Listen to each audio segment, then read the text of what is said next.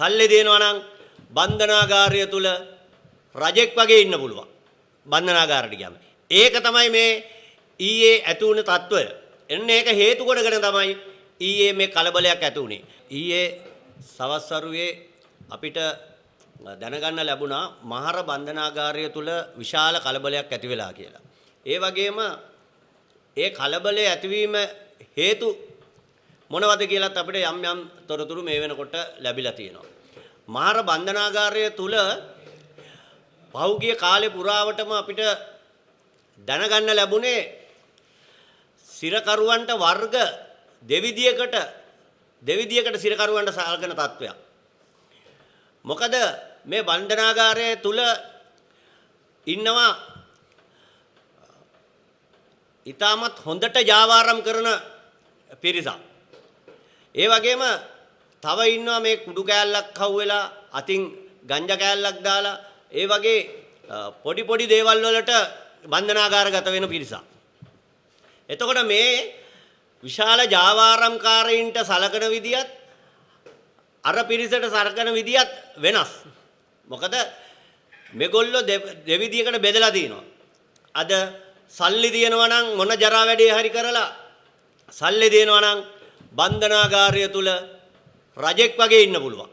බන්ධනාගාරයට ගියාම. ඒක තමයි මේ ඊයේ ඇති වුණ తত্ত্বය. එන්නේ ඒක හේතු කොටගෙන තමයි ඊයේ මේ කලබලයක් ඇති වුණේ. මොකද ඒකේ වෙනම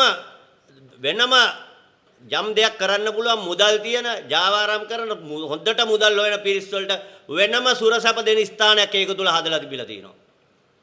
එතකොට අනික් මිනිස්සුන්ට හරියට කැම ටිකවත් Tamange ලැබෙන්නේ නැහැ. ගෙදරින් ගේන කැම ටිකත් දෙන්නේ ඒවා මේවා කරලා සම්පූර්ණයෙන්ම කන්න බැරි තත්ත්වයක් ඇති කරලා. නමුත් අර සුරසප විඳින පිරිසක් ඉන්නවා, ජාවාරම්කාර පිරිසක් ඉන්නවා. ඒ පිරිසට කිසිම එහෙම දෙයක් නැතුව සම්පූර්ණ විසිට් එක ගෙන බෑග් එක පිටින් දෙනවා කිසිම දෙයක් නැතුව. ඔහොම තත්ත්වයක් බන්ධනාගාර තුල තියෙනවා. ඒ වගේම තමයි මේ බන්ධනාගාර නිලධාරීන් ඔය පාට් එක දාන්නේ ගහන්නේ කරන්නේ ඔක්කොම මේ දෙයක් කරගන්න බැරි මිනිස්සුන්ට තමයි ගහලා කරලා දඟලන්නේ. ඔය එකෙක්වත් ගන්න නැහැ යමක් කරන්න පුළුවන් මිනිහෙකුට බන්ධනාගාරේ. අතවත් උස්සන්නේ නැහැ. සැලුට් එක ගන්න නැති ටික විතරයි. ඇත්ත කතාව ඕක. ඉතින් ඔන්න ඔය තත්ත්වය තමයි මාර බන්ධනාගාරය තුල තිබිලා තියෙන්නේ. ඒ තත්ත්වයත් එක්ක මේ සාමාන්‍ය 900 ගාණක් රඳවන්න පුළුවන් බන්ධනාගාරේ 4000කට වැඩිය රඳවලා තියෙද්දි තවත් පීඩනය ඇති කරනවා රඳවියන්ට. ගහනවා ඇදලා ගන්නවා. මොකද මේ ගමේ සිදුවීමත් එක්ක තමයි මේ එන්නේ. මේ ගමේ සිදුවීමත් එක්ක රඳවියන්ගෙන් පරිගන්න තත්ත්වයක් බන්ධනාගාර නිලධාරීන් තුල තියෙනවා. යනකොට දැක්කත් කනට එකක් ගහනවා. ගෙදර ප්‍රශ්නයක් තියෙනවා නම් මේ රඳවියගේ පිටින් යවනවා. අන්න ඒ වගේ දැඩි පීඩනයක් එල්ල කරනවා මේ රඳවියන්ට. මේ හිටගෙන නිදිය ගන්නවත් විදියක් නැහැ හිටගෙන ඉන්නේ. දවස් ගණන් නිදියක් නැතුව හිටගෙන ඉන්න රඳවියෝ ඉන්නවා. මොකද ඒ තරම් පීඩනයක් තියෙන්නේ. එක වැසිකිළියයි ඒ මුළු වාට්ටුවටම තියෙන එක 800න් 900න් රඳවල තියෙනවා.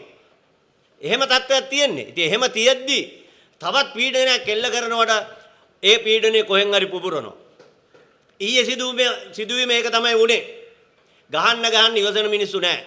ඒ දාන පීඩනය තමයි ඒ පුපුරලා ගියේ ඊයේ. ඉතින් අපි මීට ඉස්සෙල්ලත් මේ සම්බන්ධව අපි ඉහළ නිලධාරීන් දැනුවත් කරලා තිනවා. ඇමතිවරයා දැනුවත් කරලා තිනවා. තවත් බන්ධනාගාරවල පුරවන්න කොහෙන් හරි මේවා පුපුරනවා කියලා. මොකද අද නිලධාරීන් ගත්තම බන්ධනාගාරය තුල මේ රඳවන්න පුළුවන් ලංකාවේ බන්ධනාගාර තුල 10000 13000 අතර සමාන ප්‍රමාණයක් තමයි සාමාන්‍ය රඳවන්න පුළුවන්. ඒ 13000 අතර ප්‍රමාණය රඳවන්න අවශ්‍ය නිලධාරීන්ගෙන් අද 140ක් විතර ඉන්නේ. නමුත් දැන් ඉන්නවා 40000කට වැඩිය. එතකොට මේ 40000කට වැඩි නිලධාරී කොච්චර ඕනේද? ඒ නිසා අපි දන්නවා නිලධාරීත් විශාල අපහසුතාවයකට පත් වෙලා තියෙනවා බන්ධනාගාර. ඒ වගේම රැඳවියොත් විශාල අපහසුතාවයකට පත් වෙලා තියෙනවා. අද බැලුවම මේ ඉන්නේ ගොඩක් 54 වගන්තිය ගහනවා කියනවා.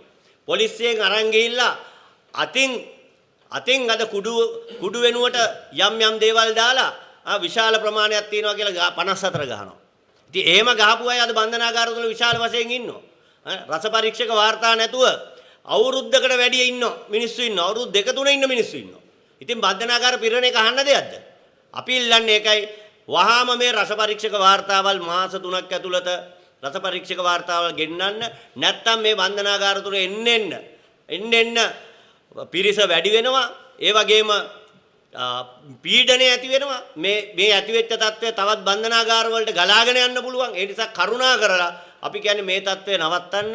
මොකද මිනි මරලා රැඳවියෝ මරලා මේ ප්‍රශ්නේ විසඳන්න බෑ. දැන් මේ කලබල ඇති වෙන්න රැඳවියෝ මරන්නද? දැන් දැනගන්න බෑ එක රැඳවියෙක් මෙතනත් ජීවිතක්ෂයටපත් වෙලා. තවත් රැඳවියෝ පිරිසකට තුවාල වෙලා. අලාභහානි වෙලා තියෙනවා කියනවා බන්ධනාගාරය. එතකොට අපි ආන්නේ දැන් මීගමු බන්ධනාගාරයේ වැව්වා. එතකොට මේ බන්ධනාගාරයත් වහන්නද? කලබල ඇති වෙන බන්ධනාගාර වහලා ඒ රැඳවියන්ව වෙන බන්ධනාගාර වලට දාලා තවත් පීඩනයක් ඇති වෙන්නේ. ඉතින් මේ පීඩනේ කවදද ඉවර වෙන්නේ? අපි ආන්නේ ඒකයි. ඊළඟට තව දෙයක් කියනවා මේ කුඩු සික්කකේලු මේ ගහගන්නේ. කුඩු සික්කක හැදිච්ච කුඩු සික්කකට තමයිලු මේ කලාකාරී විදියට ඇසිරෙන්නේ. එතකොට මේ පෙති බන්ධනාගාරයේ සර්ජරිය කඩලා පෙති අරගෙන පෙති බීලලු. ඒ තියෙන පෙති බිව්වම රැඳවිය කලාකාරී වෙන්නේ නැහැ. රැඳවියට නිදිමත එනවා. අයිනකට වෙලා කිර නිදිය ගන්න එක කරන්නේ. ඒ පෙති තියෙන්නේ ඒවට. නමුත් මේගොල්ලෝ එහෙමනම් ඒ වගේ දේවල් කොහොමද තියාගන්නේ බන්ධනාගාරයක් තුල? මේගොල්ලෝ කියන්නේ මේ පෙති ගැව්වම කලාකාරී විදියට ඇසිරෙනවලු. අපි දැක්ක පහුගිය කාලේ වෛද්‍යවරයෙක්කුත් ඒ සම්බන්ධව කතා කරලා තිබුණා. ඉතින් ඔන්න ඔය වගේ බොරු දේවල් කියලා දැන් මේගොල්ලෝ තමන්ගේ අතපය හොද ගන්න හදනවා. ඒක නෙමෙයි වෙන්න ඕනේ. දැන් මේගොල්ලෝ කියන සික් එකලු. ඒතකොට සික් එක හැදෙන්නේ මේක ඇතුලේ කුඩු තිබ්බ හින්දානේ. කුඩු බීලාද සික් එක හැදෙන්නේ. කුඩු බීලා කුඩු නැති වුණාම මේගොල්ලන්ට සික් එක හැදෙනවා. ඒතකොට මේක ඇතුලේ ඒ කියන්නේ ජාවාරම සිද්ධ වෙනවා. ඒ නිසා අපි කියන්නේ මේ ජාවාරම මත්ද්‍රව්‍ය ඇතුළට යන එක නවත්තන්න ඕනේ. ඒක නවත්තන්න නැතුව මේ බන්ධනාගාර ප්‍රශ්නේ විසඳන්න බෑ. ඒ එක පැත්තකින් ඇතුළට මත්ද්‍රව්‍ය වෙනවා. මේ නිලධාරීන්ම කුඩු විකුණනවා. නිලධාරීන්ම රැඳවියන්ට ගහනවා. රැඳවියන්ම මරනවා. ඒක තමයි වෙලා තියෙන්නේ. මොකද කාක්කෝ ගෙනත් දාන්නේ නැහනේ ඕක ඇතුළට. ඕක ඇතුළට කාක්කෝ ගෙනත් දාන්නෙත් නැහැ. මේ ඉන්න රැඳවියෝ එළියට ගිහිල්ලා ඇතුළට මත්ද්‍රව්‍ය අරන් එන්නෙත් නැහැ. ඉතින් ඒ ප්‍රශ්න විසඳන්න නැතුව මං කියන්නේ ආණ්ඩුව මේ ප්‍රශ්නෙට හරි විසඳුමක් දෙන්නේ නැතුව කොයි මොහොතකවත් මේ රැඳවියන්ව මරලා රැඳවියන්ට ගහලා මේ ප්‍රශ්නේ විසඳන්න බෑ. ඒ නිසා කරුණා කරලා මේ රස පරීක්ෂක වාර්තාව ඉක්මන් කරන්න, ඉක්මන් කරලා ගෙන්නන්න මේ බන්ධනාගාර තුලට මත්ද්‍රව්‍ය එන එක නවත්තන්න. ඒකයි කරන්න ඕන. නමුත් ඒක කෙරෙන්නේ නැහැ. ඒ වගේම තමයි අපි යෝජනා කරනවා එක්ක මේ රස පරීක්ෂක වාර්තාවල් පරක්කු නම් ඒ එනකන්වත් මේ රැඳවියන්ට අපයක් දෙන්න. මොකද රස පරීක්ෂක වාර්තා එනකන් ඉන්නවා කියලා අවුරුදු ගණන් ඉන්නේ නැතුව මොකද තව සෙනඟ වැඩි වෙනවා. මොකක් හරි නීතියක් ගෙනල්ලා මේ රැඳවියන්ට අප දෙන්න පුළුවන් මට්ටමක තියෙන රැඳවියන්ට යම් ක්‍රමවේදයක් හදලා අප දීලා ඒගොල්ලෝ එළියට දාන්න. නැත්තම් තවත් මේක ඇතුළේ පිරෙනවා. පිරලා අපි කියනවා අද මේ අපි කිව්වයි කියලා හිතා ගන්න මේ බන්ධනාගාරයේ මේ ප්‍රශ්නේ මේ පිපිරීම තවත් බන්ධනාගාරවල වලට යන්න ඉඩ තියෙනවා. මේ විදියට ගියොත්. මොකද ඒ වගේම තමයි මේ මීගමු සිද්ධිය. අද මීගමු සිද්ධිය පාදක කරගෙන බන්ධනාගාර නිලධාරීන් රැඳවියන්ගෙන් පරිගන්න තත්ත්වෙකුත් තියෙනවා. රැඳවියන්ට වෙන එකක් තියා දෙන විසිට් එකවත් හරියට ගෙදරින් ගේන කෑම ටිකවත් හරියට දෙන්නේ නැහැ. බන්ධනාගාර ඇතුළෙත් හරියට කෑම නැහැ. ඒවත් විවිධ කෙනෙහිලිකම් කරලා කන්න බැරි තත්ත්වයට ඇති කරලා බන්ධනාගාරේ රැඳවියන්ට ඒවා දෙනවා. මේ නිලධාරීන්ගේ කුහකකමින් මේ ප්‍රශ්නේ විසඳන්න හදනවා.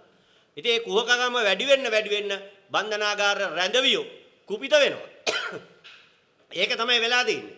ඒ නිසා කරුණා කරලා මේ බන්ධනාගාර නිලධාරීන්වත් පොඩ්ඩක් පුනරුත්ථාපනය කරන්න මේ කුහකකම නැති වෙන්න. එහෙම කරොත් තමයි මේ ප්‍රශ්නේ විසඳන්න පුළුවන්. නැත්තම් කවදාවත් මේ බන්ධනාගාරයේ වල ගැටුම් නැති කරන්න බෑ. ඒ නිසා අපි ඉල්ලා සිටිනවා වහාම රස පරීක්ෂක වාර්තාවල් ඉක්මන් කරලා මේ ප්‍රශ්නෙට නිසි විසඳුමක් ලබා දෙන්න කියලා.